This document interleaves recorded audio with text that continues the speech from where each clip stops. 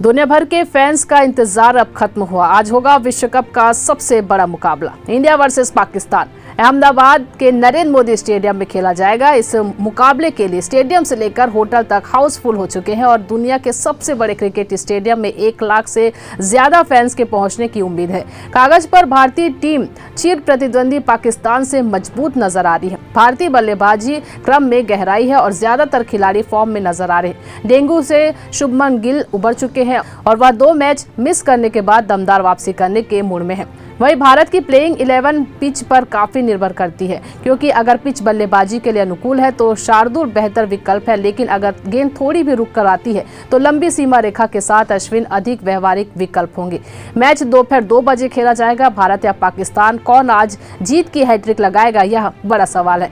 World cup में अभी तक दोनों टीमें ने 2-2 मैच खेले हैं और दोनों ही मुकाबले में उन्हें जीत मिली है। ऐसे में आज एक मैच जीत की हैट्रिक लगाएगी, वहीं दूसरी टीम को टूर्नामेंट की पहली हार का सामना करना पड़ेगा।